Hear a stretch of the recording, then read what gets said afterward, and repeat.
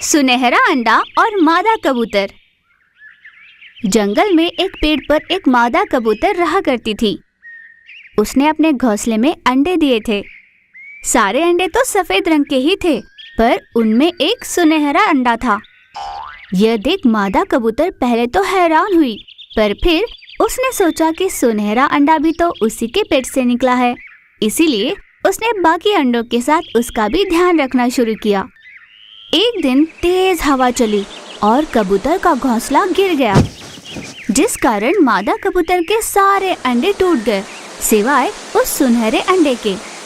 घोंसला देखकर मादा कबूतर बहुत दुखी हुई। हे भगवान, मैंने कितनी मुश्किल से अपना घोंसला बनाया था, जिसमें मेरे अजन्मे बच्चे थे। सब कुछ खत्म हो गया। इस निर्दयी तूफानी हवा को क्या आज ही चलनी थी? आ भी गई तो क्या मेरे ही अंडों को नष्ट करने आई थी?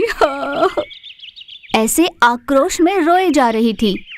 तभी उसकी नजर पड़ी उस सुनहरे अंडे पर। जिस अंडे को देखकर मैं घबरा गई थी, वही अंडा बच गया। कम से कम इसे तो संभाल कर रखूंगी। फिर मादा कबूतर उस सुनहरे अंडे के पास गई और उसे प्यार से सहलाकर उसका खूब ध्यान रखने लगी। समय बीता। उस अंडे से एक चिन्नु मिन्नु सा सुनहरा कबूतर निकला। मादा कबूतर ने उसे खूब लाड प्यार से पाला और बड़ा किया। उस नन्हे कबूतर का उड़ने का समय आ गया था, पर मादा कबूतर उसे कहीं जाने नहीं दिया करती थी। उसके लिए खाने का इंतजाम वह खुद ही किया करती थी। एक दिन मादा कबूतर की सेहत बिगड़ गई। उसे बुखार हुआ। उड़ने की भी ताकत नहीं थी उसमें। अपने अन्न का जुगाड़ करने नहीं जा पा रही थी और कोई चारा न होने पर उसने सुनहरे कबूतर को अपने पास बुलाया। बेटा, मेरी सेहत काफी खराब है। मुझ में उड़ने की भी ताकत नहीं।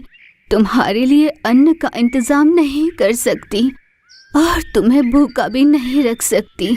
अब तुम्हें खुद जाकर अपना अन्न लाना होगा, वरना तुम नहीं जी पाओगे।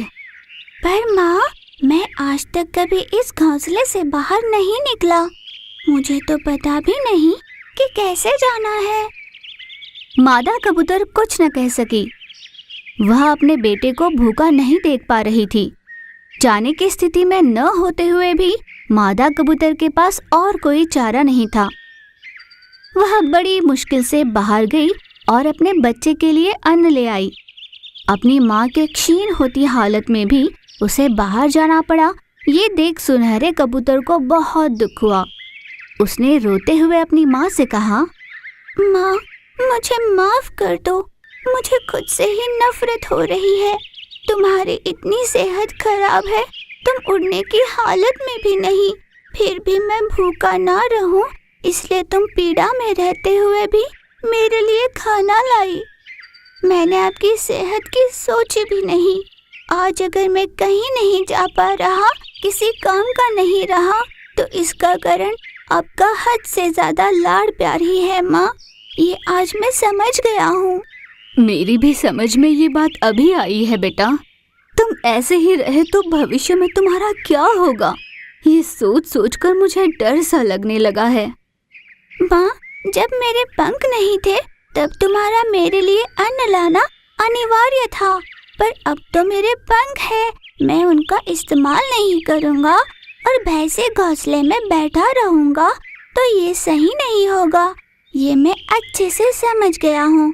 इसीलिए मैंने सोच लिया है कि अब से अन्न लाने के लिए मैं ही जाया करूँगा और तुम घर पर आराम करोगी। बहुत बढ़िया बेटा, कम से कम इस कारण तुझ में हिम्मत तो आई। उस दिन से कबूतर हर रोज बाहर जाकर अपनी माँ के लिए और खुद के लिए अन्न का इंतजाम करने लगा। मादा कबूतर इस बात से बहुत खुश हुई थी। अपने बेटे को देख माँ बहुत निश्चिंत हुई।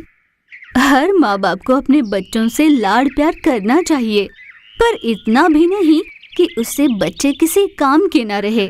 आत्मनिर्भर होना जरूरी है। माँ बाप का प्यार बच्चों को आगे बढ़ने में सहायक होना चाहिए।